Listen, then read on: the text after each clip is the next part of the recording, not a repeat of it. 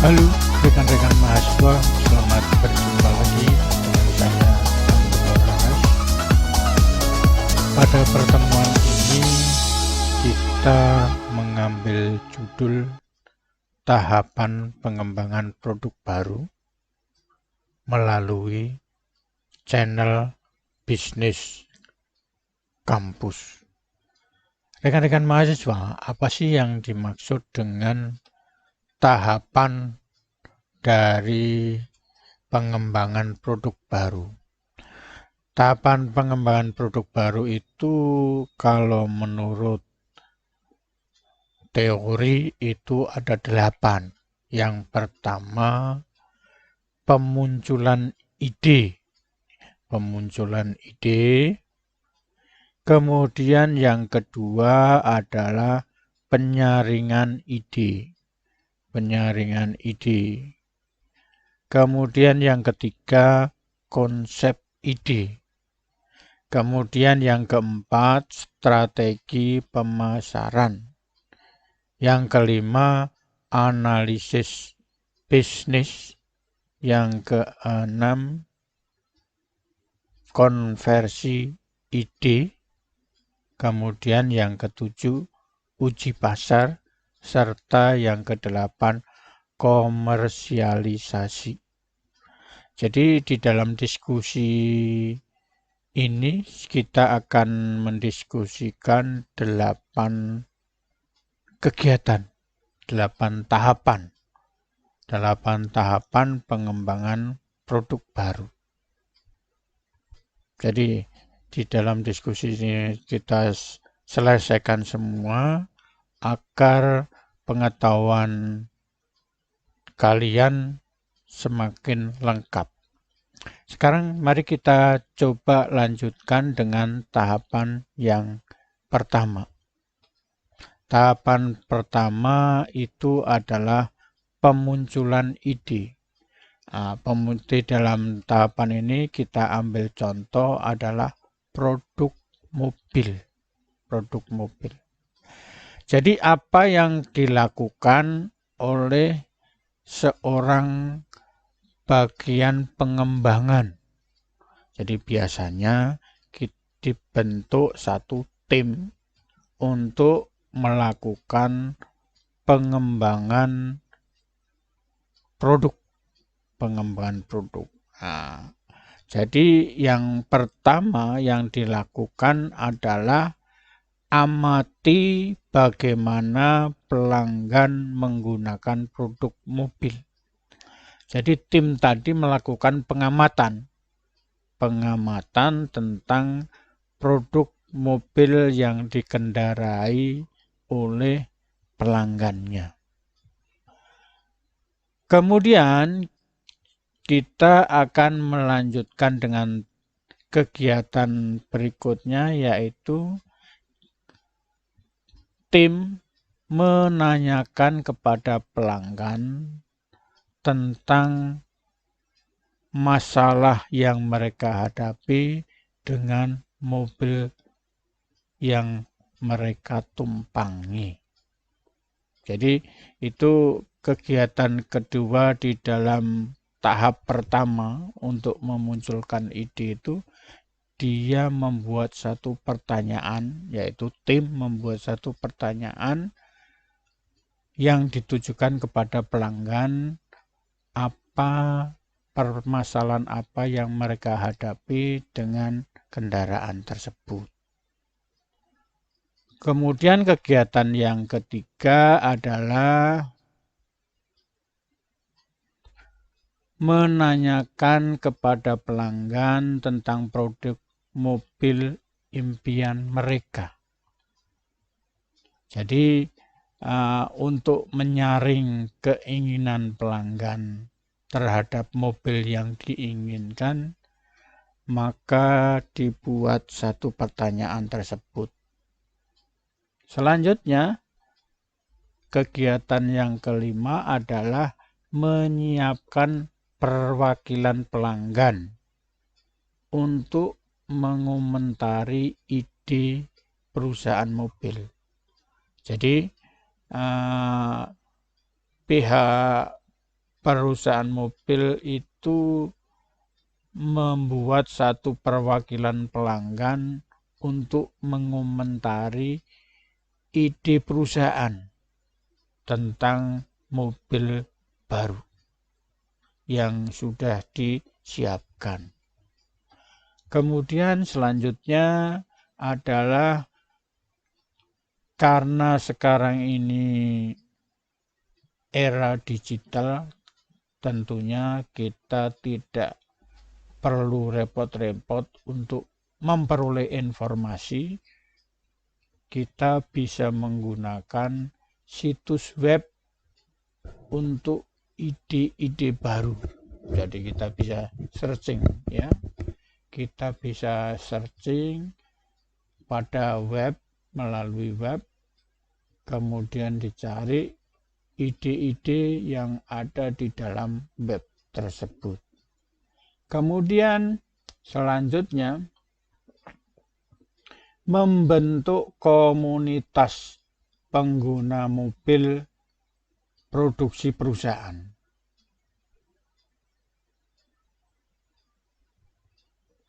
Jadi komunitas pengguna mobil itu penting karena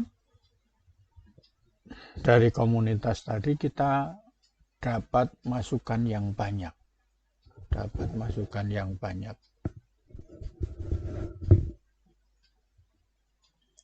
Kemudian selanjutnya kegiatan yang terakhir yaitu mendorong atau menantang pelanggan untuk mengubah atau meningkatkan produk mobil tersebut.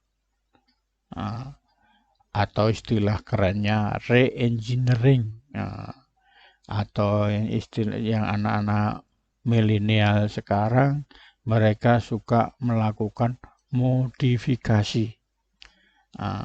Jadi dari 8 kegiatan ini dapat menghasilkan ide baru. Kemudian selanjutnya kita masuk ke tahap yang kedua, yaitu penyaringan ide. Penyaringan ide itu dari berbagai macam ide yang diperoleh, yang muncul, yang diterima oleh tim riset dan development perusahaan. Maka kita ambil contoh ada 5 ide yang terseleksi dan bisa masuk di dalam penyaringan ide tadi, yaitu ide pertama, ide kedua, ide ketiga, dan ide keempat serta ide yang kelima. Di dalam ide-ide yang bisa masuk tadi, ini masih disaring lagi. Ada 5 ide tadi, dimasuk di dalam penyaringan. Penyaringan tadi, pihak tim riset development atau tim yang ditunjuk itu menentukan kriteria. Kriteria ini terserah dari pihak perusahaan mau menginginkan apa. Maka di situ masing-masing kriteria diberikan bobot. Dan peringkat diberikan. Jadi masing-masing kriteria diberikan bobot dan peringkat. Jadi kalau ide yang paling tinggi, maka di samping diberi peringkat ada skornya, sehingga kita dapat mengetahui ide yang paling tinggi skornya, artinya peringkatnya paling tinggi, maka ide itulah yang menjadi ide terpilih. Di dalam contoh ini, ide 3 menjadi ide terpilih karena dia memiliki peringkat tertinggi dan skor tertinggi dari hasil penyaringan berdasarkan kriteria dan bobot yang sudah ditentukan. Jadi penyaringan ide tadi itu melalui satu proses penyaringan berdasarkan kriteria, bobot, peringkat, dan skor. Sehingga dari 5 ide yang masuk di dalam penyaringan, maka yang terpilih adalah ide 3. Ide 3 karena ide 3 itu merupakan peringkatnya tertinggi, skornya tertinggi. Nah, itu adalah salah satu contoh penyaringan ide. Kemudian selanjutnya yang tahap ketiga adalah pengembangan. Pengembangan dan pengujian konsep. Setelah menyajikan konsep produk kepada konsumen dan mencoba mengukur sikap dan ketertarikan konsumen atas konsep awal pengembangan produk tersebut. Jadi setelah kita ada ketemu ide tadi, dibuatlah satu konsep produk mobil. Nah, kemudian dari konsep tadi dilemparkan kepada konsumen. Artinya konsumen ini akan memberi masukan kepada perusahaan. Masukan dari perusahaan tadi merupakan alat ukur minat konsumen. Jadi pihak perusahaan itu sebetulnya meminta konsumen yang potensial. Jadi perusahaan sudah mempunyai data-data dengan konsumen yang potensial. Mereka diharapkan dapat berinteraksi terhadap konsep mobil baru. Konsep mereka biasanya diundang dalam satu event dan disajikan satu video atau satu desain yang dengan video sekarang ini sudah mampu menciptakan satu animasi desain sebuah mobil yang diinginkan, sehingga pihak konsumen bisa mengetahui secara visual tentang konsep ide yang akan diluncurkan kemudian. Pengembangan strategi pemasaran itu merupakan tahapan yang keempat. Di dalam tahapan yang keempat ini ada 3 hal yang perlu dilakukan. Bagian pertama yaitu kita perlu mengetahui ukuran pasar. Jadi pihak perusahaan itu perlu tahu ukuran pasar yang akan dimasuki. Selanjutnya adalah struktur pasar. Ukuran pasar itu tentunya besar kecilnya potensi pelanggan yang mau ditekuni. Kalau di Indonesia ya dari Sabang sampai Merauke. Sementara kalau struktur pasarnya itu bisa seperti pasar tradisional, pasar sekarang lebih baik orang itu secara online. Kemudian dari sisi penjualannya yang dilakukan seperti apa. Selanjutnya juga sasaran keuntungan yang akan diraih. Kira-kira berapa? Kemudian bagian kedua, pihak perusahaan sudah menyatakan strategi pemasarannya seperti apa yang harus dilakukan. Kemudian strategi harga yang mau diambil atau yang mau diterapkan di dalam produk mobil baru tadi. Kemudian strategi distribusi. Strategi distribusinya bagaimana? Apakah melalui darat, laut, udara, atau seperti apa? Kemudian biaya pemasaran tahun pertama. Jadi biaya pemasaran tahun pertama ini adalah penting sekali bagi perusahaan. Karena yang namanya barang baru itu harus dipromosikan secara gencar. Biasanya untuk hal-hal produk baru, apalagi seperti mobil itu, biaya pemasarannya itu bisa tinggi. Bisa sampai 30% dari total biaya produksi. Kemudian yang bagian ketiga, penjualan jangka panjang yang direncanakan.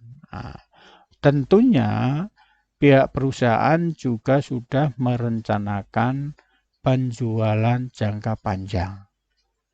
Kalau yang namanya mobil, ini kan umurnya kan tidak panjang. Nah, umurnya tidak panjang. Artinya di bawah 5 tahun. Di bawah 5 tahun. Karena kalau mobil itu biasanya dalam setiap tahun sudah ada produk yang baru.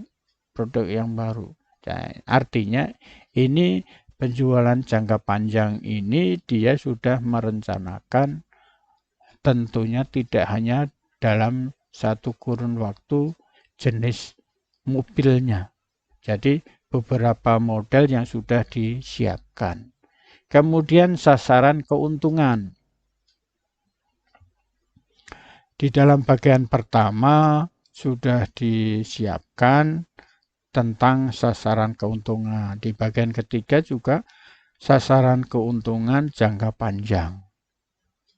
Kemudian strategi bauran pemasaran yang dipakai selama ini. Apakah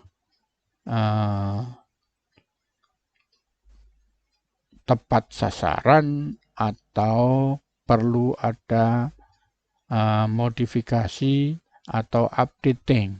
Nah, begitu. Baik, rekan-rekan mahasiswa, kita lanjutkan tentang analisis bisnis. Untuk menguji kelayakan finansial dan bisnis dari produk baru tersebut, maka perlu adanya proyeksi permintaan pasar.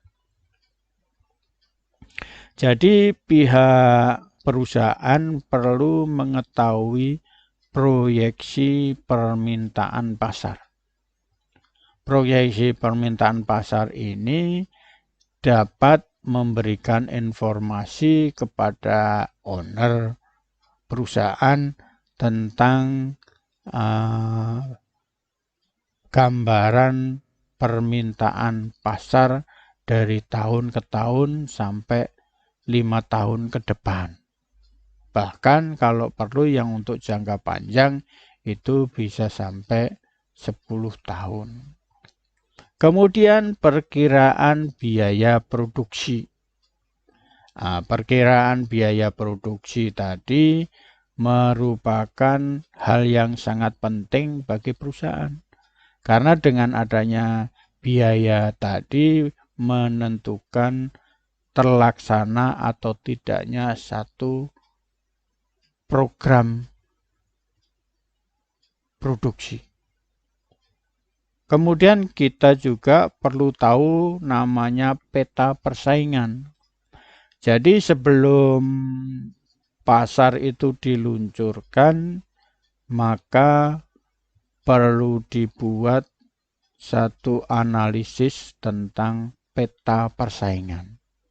Karena pada saat ini peta persaingan di dunia otomotif cukup asik dan ramai. Cukup asik dan ramai karena mobil-mobil yang ditawarkan pada saat ini sudah semakin futuristik. Jadi bentuknya itu membuat orang mata itu berbinar bisa bila melihat satu tampilan mobil yang baru. Kemudian kita lihat tentang kegiatan yang keenam, tahap keenam, yaitu pengembangan produk. Pengembangan produk. Jadi tadi sudah jadi idenya.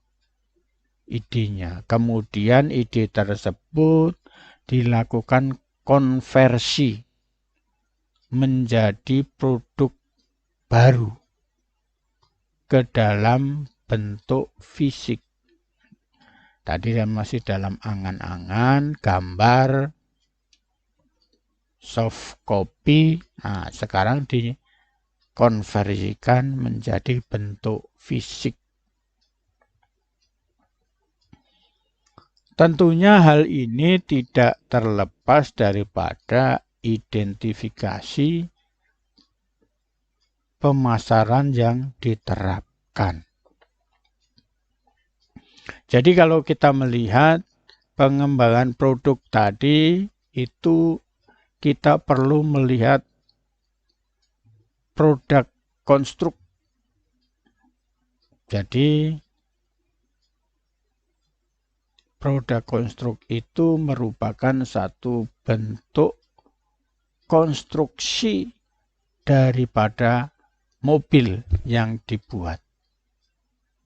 Jadi secara fisik itu seperti apa produk konstruk tadi. Kemudian bagaimana packagingnya, bagaimana membungkus mobil tadi untuk sampai kepada pelanggan.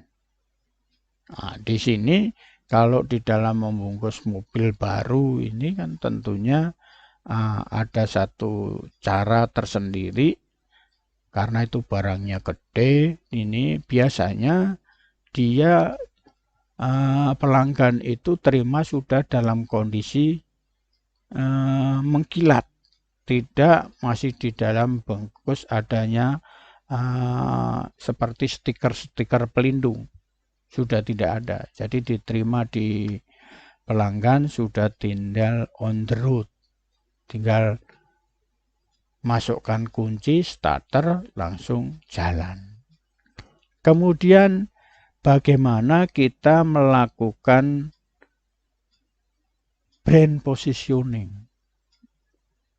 Brand positioning itu kita mencoba memposisikan merek mobil di dalam pasar kendaraan. Yaitu di sini maksudnya brand positioning ini nanti bagaimana supaya merek mobil perusahaan itu bisa muncul di pasar, terlihat mencolok dan pelanggan tertarik. Kemudian brand selection. Jadi kita sebagai pengusaha mobil harus mampu mobil produksi perusahaan itu menjadi salah satu merek pilihan. Kemudian jangan lupa pula ada yang namanya use testing. Use testing tadi kita menyiapkan satu atau beberapa kendaraan untuk sebagai test drive. Begitu rekan-rekan, selanjutnya kita masuk ke tahap pengujian pasar. Tahap pengujian pasar tadi tujuannya adalah untuk mengevaluasi kinerja produk dan efektivitas program pemasaran secara terbatas sebelum full scale introduction. Jadi di sini maksudnya di dalam pengujian pasar itu perilaku pelanggannya yang sebenarnya itu seperti apa. Kemudian kita juga perlu mengetahui reaksi pesaing dengan munculnya produk baru dari perusahaan. Reaksi pesaing seperti apa? Jadi kalau kita bisa ingat bahwa pada saat tahun 2018-2019 itu ada mobil merek Mitsubishi yang bernama Xpander. Pada awal kemunculannya itu membuat pesaingnya itu terhenyak karena dia mempunyai strategi marketing yang cukup lihai, membuat satu bentuk fisik yang mewah dengan ukuran yang lebih besar, tapi harganya di bawah yang lain. Kemudian kita juga perlu tahu respon dari para marketing channel member. Jadi kalau di sini maksudnya adalah pelanggan, para pembeli yang aktif dengan masing-masing dealernya atau masing-masing merek. Nah, itu ada 3 hal tadi yang perlu diobservasi. Selanjutnya yang ke-8 atau yang terakhir adalah komersialisasi. Perusahaan mengenalkan produknya ke pasar yang ditargetkan secara full scale. Artinya secara keseluruhan.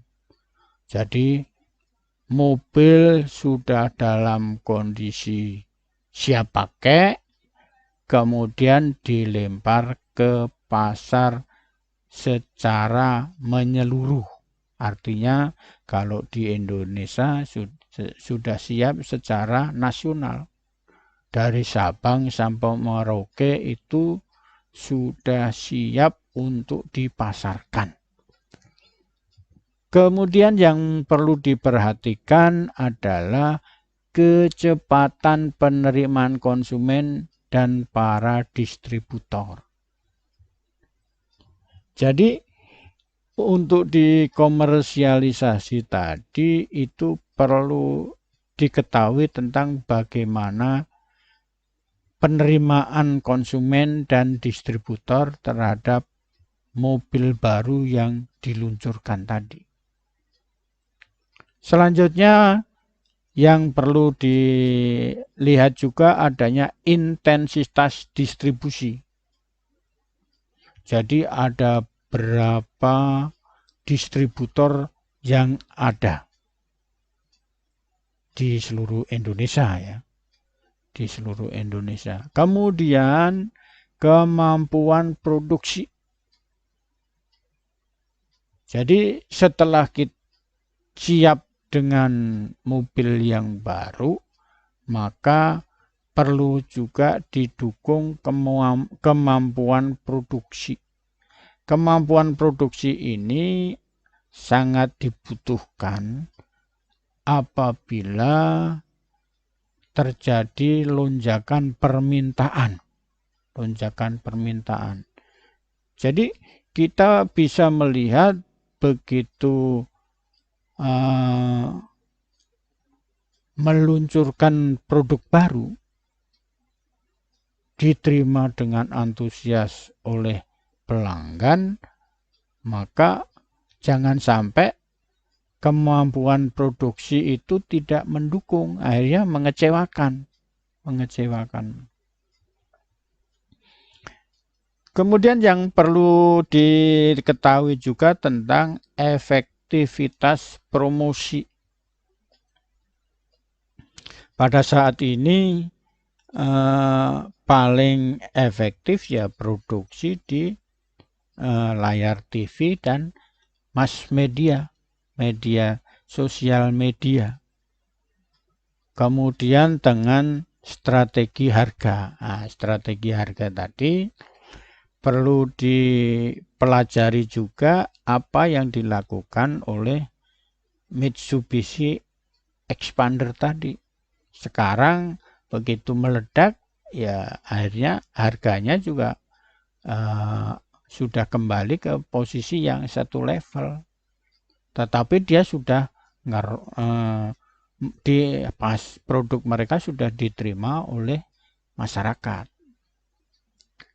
Nah, satu hal yang tidak bisa ditinggalkan lagi adalah reaksi pesaing atau persaingan. Reaksinya bagaimana? Jadi kita perlu mengetahui reaksi biasanya kalau produk kita ini laris manis, maka pesaing itu langsung pasang mata, pasang kuda-kuda. Biasanya mereka menggunakan taktik kanibalisasi atau beli satu dibongkar. Seperti apa isinya? Nah, mereka seperti itu. Artinya membeli satu produk untuk dipelajari rahasianya. Baik, rekan-rekan semua, diskusi kita tahapan pengembangan produk baru saya kira cukup. Mudah kalau kalian suka dengan diskusi ini, silahkan like, subscribe, komen, saksikan video berikutnya bersama Bisnis Kampus. Terima kasih.